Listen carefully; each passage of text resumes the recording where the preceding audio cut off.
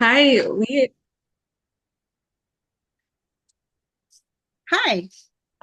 hi. So we are so excited to tell you about Charge Up Detroit and the Southwest Chargeway. These are two initiatives hosted by Southwest Detroit Environmental Vision and the North Toledo Block Club. So what is Charge Up Detroit? Charge Up Detroit is an opportunity for residents to be in charge of future development in their own neighborhoods. Our goal is to facilitate residents' vision for vacant land in our neighborhoods and to provide a pathway where residents will continue to have say in the use of that land for generations to come. Who is Charge Up Detroit? Charge Up Detroit is us. It started as conversations among neighbors on Brandon Street, Clark Street, Toledo Street. We all had concerns over traffic violence and a need for safe, fun outdoor spaces to meet with friends and with neighbors. For our pilot project, we identified 6 lots on Brandon Street that could fulfill those needs. We saw that residents historically used them for parking and that we could facilitate that by installing permeable paving. And we knew that this was a space that people wanted to use to have recreation, do sports, celebrate milestones in our lives together. And so we asked people, what does your ideal outdoor space look like? What do we need in our neighborhood? And our residents responded through a series of planning sessions. Raquel, do you want to talk about what people identified as needs in our neighborhood? Yes, and I we just want to also tell a little story. Carolyn had tried to buy the lots behind her house a couple of times, and they were zoned. I think it was like a package for maybe industry or investors or something. It was sort of set aside. And there had been a series of accidents on Clark and Brandon and Toledo that was, excuse me, damaging cars. So there it was not just buying lots, but there was a real need to design something to pull cars off of Clark. And imagine a space where we could do permeable parking spaces and pull the cars from Clark onto a designed space in the alley. But Caroline was struggling to purchase those lots. And we were having, as we are neighbors, many conversations. And SDV said, well, maybe as an organization we can support and maybe somehow we can break through the purchase of these lots. And so, uh, the conversations started and began again. And this time the land bank was more amenable. And so just the fact that we were able to buy the lots or they were not saying no right away got all of the neighbors really, really excited. And so just from being told no to, hey, what do you want?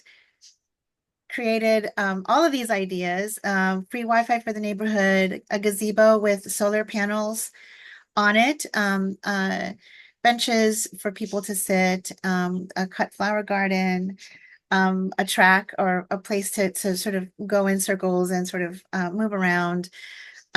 Just lots and lots of ideas. And most recently, we were even asked for potable water, and which was, just an act of trust.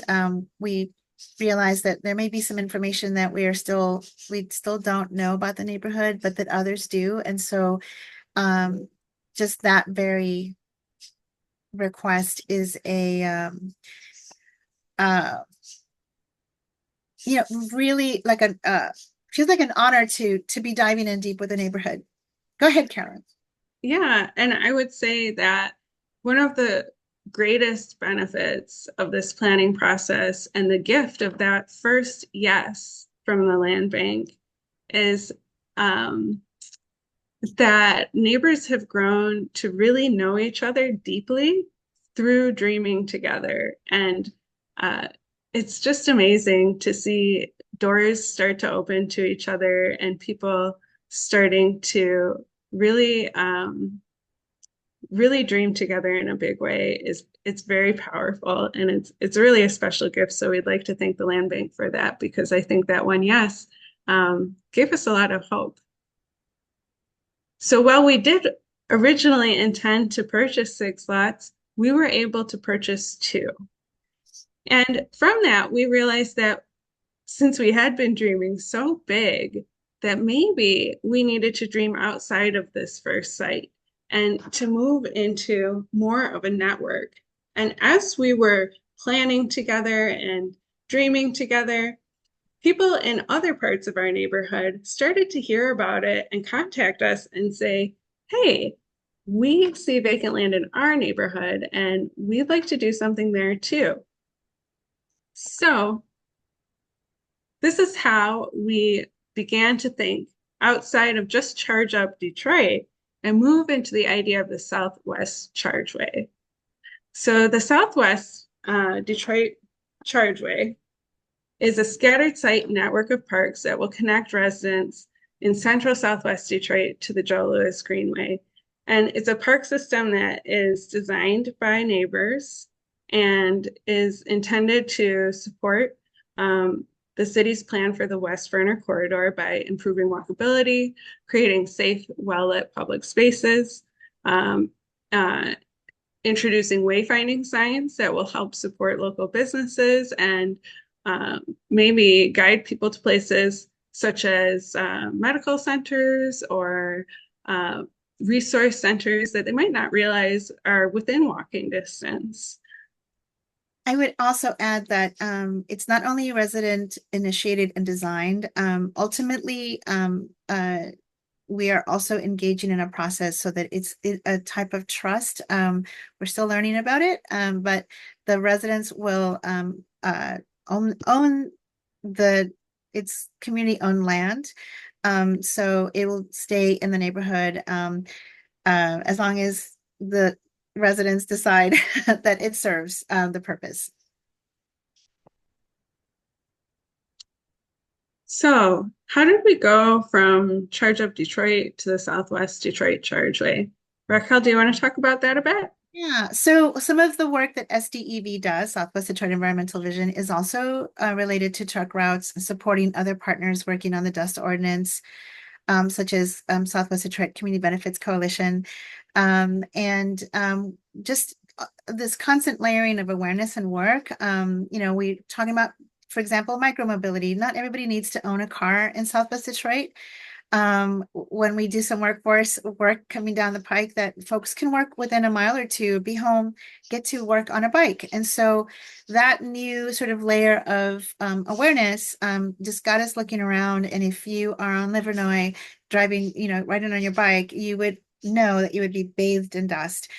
So just having this conversation with neighbors in the North Toledo Block Club, of which I am also a member, quickly neighbors started to say, we want to get to the Greenway. We've been talking about the Greenway, but we don't want to ride on Livernois. We don't want to ride on Junction, and we don't want to ride on Verner because big trucks that are loud surprise little kids. And also there's a lot of emissions and dust. And so as we were talking to the land bank, they were saying, well, this is available and this is available. And I think there was a moment where Carolyn and I looked at each other and we were like, yeah, I think we should talk Yeah. about I think we should talk about what could we do with this, and could we go all the way to the Greenway in our So, through our conversations with the Joe Louis Greenway Planning Commission and with the Detroit Land Bank Association, is we learned that there's an opportunity to connect to the Greenway, and we also learned that there's an opportunity to purchase all of the parcels that to put in an application to purchase all of the parcels that we might be interested in at one time through the community partnership application. So we began identifying potential locations, and this map that you see on the left indicates both the locations that we've already purchased and ideal locations that would help us to make those connections that we would need to purchase yet. So what are the next steps? A recap of 2024 is that we made a number of partnerships that were very successful and have helped us on our way and provided us with some stepping stones in learning how to develop a park system. Raquel, do you want to talk about our relationship with Greenlining the Block? Yeah, so we again, SDV is part of the team toward equitable EV charging, equitable mobility, electric mobility through Fourth. And it is so it's not, it's like I like to say form and content. So the content is we want EV charging, we want to reduce emissions, we want folks to have access to that. And then we think about it in terms of equity. And it was at one of the conferences where I was relaying this information, what the neighborhood was facing when our partners from Greenlining the Block said we'd like to know more. And so it's just been really fantastic to learn from all the different partners across the country about these resident-led neighborhood initiatives, and we are really honored to be one of them. And it's really just provided a lot of the support that we need because we're not developers and this is brand new. We've never done this before. But they really have provided the support that takes like the fear away. So, and I would like to add that Carolyn's great work, that map that she built of what was available also caught the attention of Greenline and said, what's the holdup? And so they asked us to apply for the funding, the support to purchase so for the entire project rather than piecemeal. So we're really grateful for that. Yes. We also have currently purchased a few properties already from the land bank, and we're eager to get started this fall installing our first rain garden and activating our first park site. Our first park site will have a rain garden system that will manage stormwater, restore native habitat, support wildlife. But in addition to serving as a rain garden, we envision it as a space for all ages to play and gather together. So it's a sort of a multi-use space, and we're eager to get started on that this October. This is a little design layout for what that rain garden will look like. And finally, we'd like to say thank you.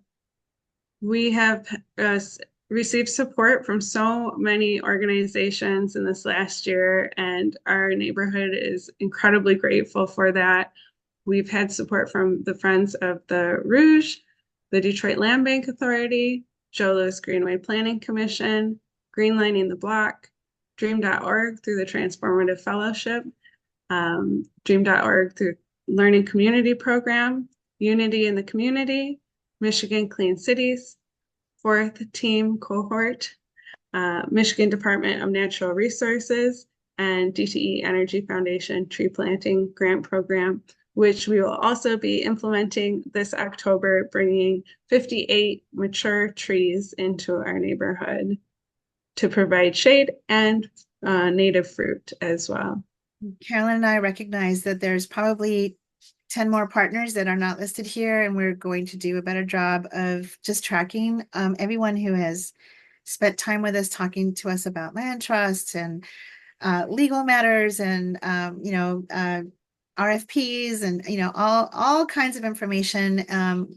There's been an incredible sort of just people are showing up for us and for the neighborhood, and so we are excited to build a list and then maintain it on our website.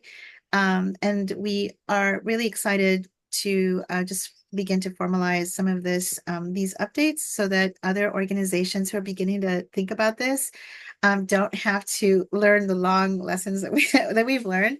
So we encourage people to reach out to share this information and reach out to us if they need any support or connections. If you would like more information about the Southwest Chargeway, if you'd like a copy of this presentation, Or if you would like to be on our mailing list to receive updates as the Chargeway develops, please email me, Carolyn Catlos, the program manager at SDEV and vice president of North Toledo Block Club. Thank you. You.